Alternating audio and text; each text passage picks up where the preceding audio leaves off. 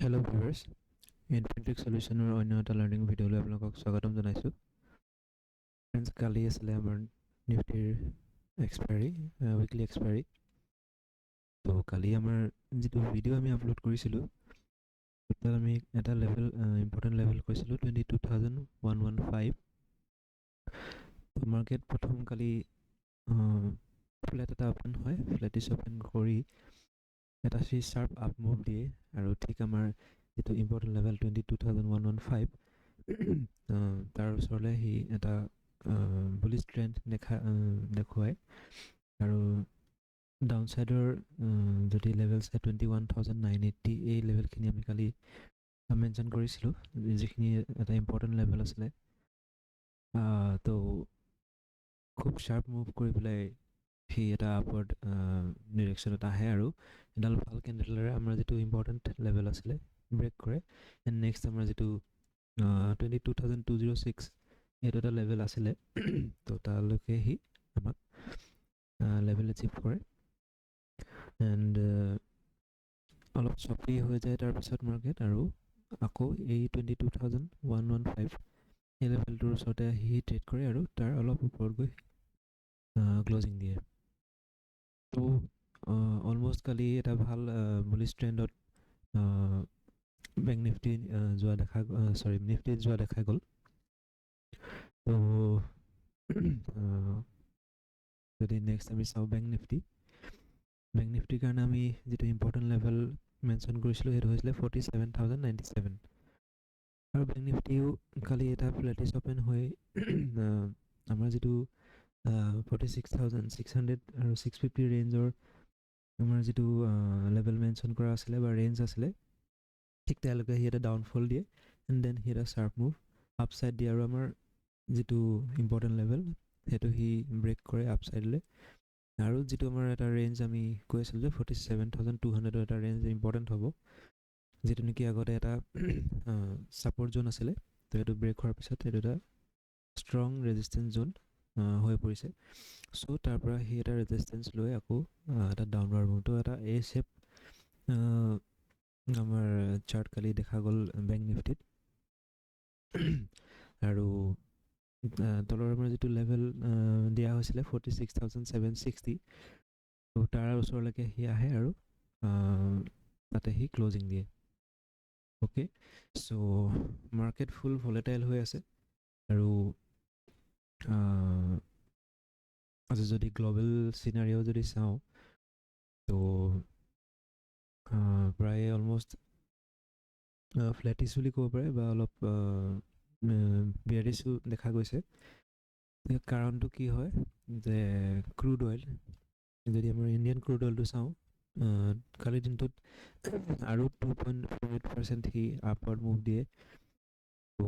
Continuously crude অইলটো এটা bullish ট্ৰেণ্ডত আছে, যাৰ কাৰণে আমি হয়তো এটা ডাউনফল আমি হয়তো দেখা পাব পাৰোঁ। আৰু মাৰ্কেটে কিন্তু আমাক বহুত কালি যেনেকৈ আমাৰ বেংক নিফটিত বহুতখিনি ফুড বায়াৰ্ছ আছিলে, ফুড বায়াৰ্ছখিনি কালি ট্ৰেপ হৈছিলে। তো ঠিক তেনেকৈ মাৰ্কেটত ট্ৰেপিং চলি আছে। আৰু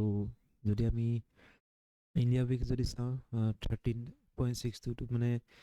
অলমষ্ট 12ৰ ওপৰত সি ট্ৰেড কৰি আছে। ডেট মিনছ ভলেটিলিটি আছে মাৰ্কেটত। আৰু আমাৰ যি জেনেৰেল ইলেকশ্যন আহি আছে সেই সময়লৈকে ভলেটিলিটিটো বাঢ়ি থাকিব বুলি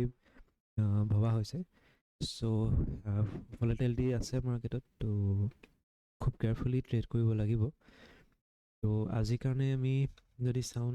প্ৰথমতে নিফটিৰ লেভেলছখিনি চাওঁ, ইম্পৰ্টেণ্ট লেভেলছখিনি চাওঁ। দেন নিফটি আজিৰ কাৰণে তাৰ ইম্পৰ্টেণ্ট লেভেলটো হ'ব 22,089। চ' আমি আজি যদি গিফ্ট নিফটিৰ ডাটা চাওঁ তেনেহ'লে আজি এটা গেপ ডাউন হোৱাৰ এটা চান্স আছে। তো গেপ ডাউন হৈ পুনৰ এই যিটো আমাৰ কালি ল' আছিলে এই ৰেঞ্জটো 22,881 এইটো এটা ইম্পৰ্টেণ্ট ডাউন ছাইড মুভৰ কাৰণে এটা ইম্পৰ্টেণ্ট লেভেল হ'ব। তো মাৰ্কেট যদি ইয়াৰ ওচৰলৈ আহি পেলাই যদি কনচলিডেট কৰে এণ্ড দেন পুনৰ সি যদি ডাউন সাইড 15 মিনিটছৰ কেণ্ডেল ব্ৰেক কৰে দেন আমি নেক্সট যিটো টাৰ্গেট আমি দেখা পাম সেইটো 21,755 এণ্ড দেন তলত আৰু এটা ইম্পৰ্টেণ্ট ছাপৰ্ট জোন আছে যিটো নেকি আমাৰ আছে 21,600ৰ পৰা 21,688 690 এনেকুৱা এই ৰেঞ্জখিনি হৈছে এটা ইম্পৰ্টেণ্ট ছাপৰ্ট জোন তো যদি মাৰ্কেট ইয়ালৈ আহে আৰু এই লেভেলটো যদি ব্ৰেক কৰে দেন কিন্তু আমাৰ এটা সাইকলজিকেল লেভেল থাকিব যেটো হৈছে কি 21,500 তো মাৰ্কেট ইয়ালৈকে ডাউনফল দিয়াৰ চান্স আছে আৰু যদি সেকেন্ড সিনাৰিওটো যদি চাওঁ তো আপসাইড মুভৰ কাৰণে আমাৰ যেটো 22,089 যেটো ইম্পৰ্টেন্ট লেভেল তো হেতু যদি টাচ কৰে যদি গ্যাপ ডাউন হয় পুনৰ যদি 22,089 ৰ লেভেলটো টাচ কৰে দেন কনসলিডেট কৰি যদি হি আপসাইড 15 মিনিটছৰ কেণ্ডেল ব্ৰেক কৰে তেনেহলে আমি নেক্সট যেটো লেভেল দেখা পাম 22,233 এই ৰেঞ্জটোলে আমি যোৱা দেখা পাম এণ্ড দেন এটোটা বহুত এটা ইম্পৰ্টেন্ট ৰেজিস্ট্যান্স লেভেল হয় কাৰণ ইয়াত আগতে কেইবাবাৰো সাপোৰ্ট লৈছে তো এটো এটা ইম্পৰ্টেন্ট ৰেজিস্ট্যান্স হিচাপে বিহেভ কৰিব পাৰে তো ইয়াত চাবলগীয়া হ'ব যে এই লেভেলখিনিত আহি পেলাই মাৰ্কেটে কেনেদৰে বিহেভ কৰে আৰু ইয়াৰ ওপৰত এটা খুব ষ্ট্ৰং ৰেজিস্ট্যান্স জোন আছে 22,400 ৰ পৰা 22,500 লৈকে সো এইখিনি হৈছে নিফটি লেভেল দেন আমি চাওঁ বেংক নিফটি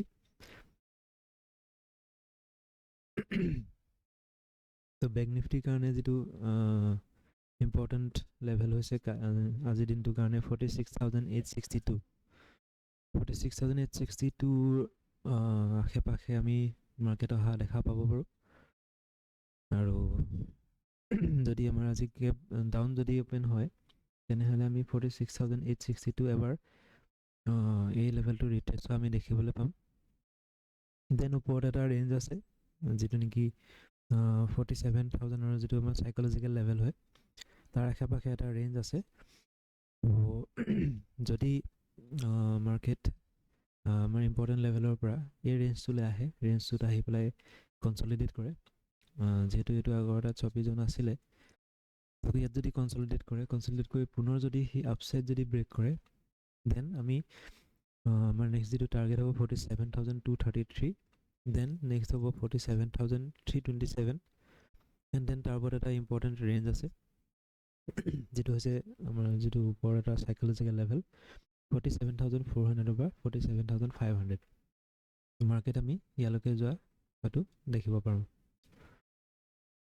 ডাউন সাইড মুভৰ কাৰণে যদি চাওঁ আমাৰ যেটো important level 46,862 gap down open হৈ প্লে পুনৰ এই লেভেলটো যদি টাচ কৰি পুনৰ যদি হি 46,740 এটা ইম্পৰ্টেন্ট লেভেল আছে এটা যদি ব্ৰেক কৰে দেন আমি নেক্সট টাৰ্গেট দেখিবলৈ পাম 46,627 and then এটা sharp move হৈ পেলাই হি 46,400 ৰ ওচৰলৈ আহিব পাৰে এটো এটা ইম্পৰ্টেন্ট সাপোৰ্ট জোন হয় তো এটো হি ইজিলি হয়তো ব্ৰেক কৰিব নোৱাৰিব পাৰে আৰু যদি 46,400 এই লেভেলটো পুনৰ যদি আকৌ ব্ৰেক কৰে দেন আমি 46,000 ৰ যেটো তলত আমাৰ সাইকলজিকেল লেভেল আছে বা ৰেঞ্জ আছে তালৈকে আমি এই টাৰ্গেটছ খিনি প্ৰথমতে দেখা পাম 46,221 46,090 এণ্ড দেন সাইকলজিকেল লেভেলৰ আশে-পাশে আমি মাৰ্কেট অহা হয়তো দেখা পাব পাৰো ওকে তো আজিৰ কাৰণে এইখিনি ইম্পৰ্টেন্ট লেভেল আমৰা দেখা গৈছে যে ডলাৰ ইনডেক্সটো কন্টিনিউয়াসলি বাঢ়ি আছে কালি হিও এটা বুলিশ ট্ৰেন্ডত আছে এটা বুলিশ ট্ৰেন্ডত গৈ আছে গতিকে এটা হি বুলিশ ইন্ডিকেশন দি আছে ইউএস মাৰ্কেটৰ কাৰণে আৰু